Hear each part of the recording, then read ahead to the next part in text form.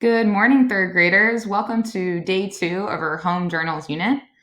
So, I'm really excited about this unit because I know that a lot of us are going to really wonder what it was like to live during this time. We might be maybe 20, 30 years down the road wondering exactly what we were thinking, what we were up to during this time being quarantined at home. So, just realize this is probably the best time to really start a journal if you haven't done so already. So, today I'm going to teach you all about the different things that you can write in your journal. So, one thing to note is that journals don't have any rules. Your journal might look really different from your best friend's journal, and that's okay. So, whatever you write is totally up to you, and the format of what you're doing can change each day, even. So, today we're going to go over a few different options that we're going to explore more and more throughout the next couple weeks. So, each of the options that I'll go over, we're going to go over in more detail on a later day. So just know that these are not the only options. You guys are super creative and have a great imagination, so you might even come up with some different ideas that you might want to share with your teammates later on.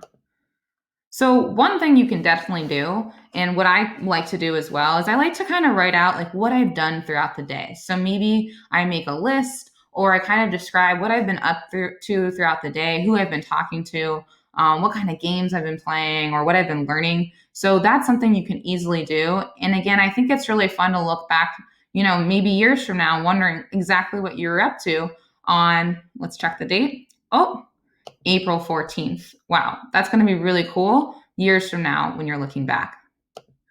One thing you can also do is write letters. Now, oftentimes you'll send those letters, but sometimes it's actually nice to have a copy of letters you send to other people so that you know what you said to them. So that's one option. Another really cool thing that we're going to talk about later is actually writing a letter to your future self. So, again, you're probably going to be looking back on this when you're older. So, you might want to ask yourself some questions or talk about a little bit about yourself as a 8, 9, or 10-year-old and tell your future self what it's like to be you right now. You can also come up with a lot of different lists. And I'm going to be teaching you more about that later. There's a lot of different options, and I really like making lists. So that's another really cool thing you can try later on too. Miss W is going to go over this later because Miss W is very into poetry.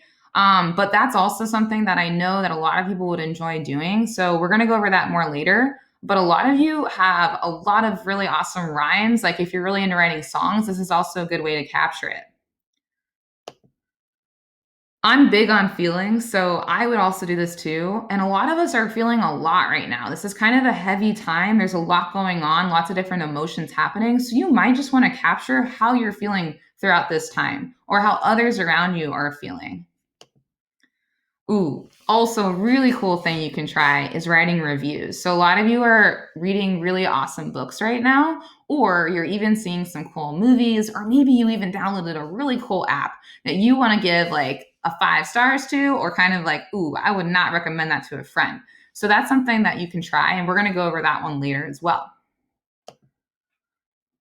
Ooh, one of my favorite things is talking about new learning. So every time you read a book or have a conversation with someone or watch a movie or do anything really, you're learning something new. And it's really fun to capture that on paper or in a document, which we're going to go over in a little bit. So that's something we'll talk about more later, but this is something that I would really like to see from you because when you write down new things that you learn, I also get to learn them too. So that's exciting.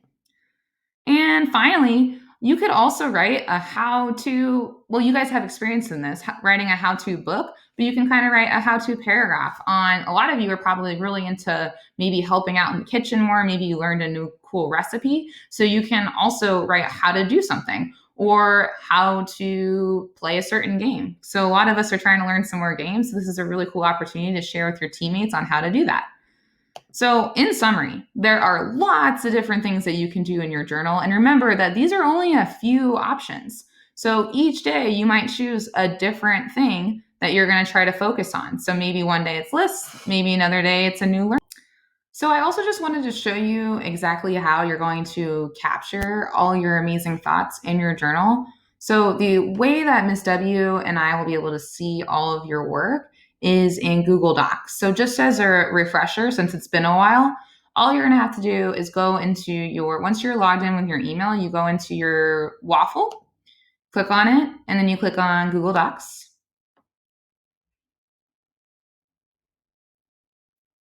And once you're in, you're just going to click on, if it's a new day for your journaling and you want to start a new page, you can click blank.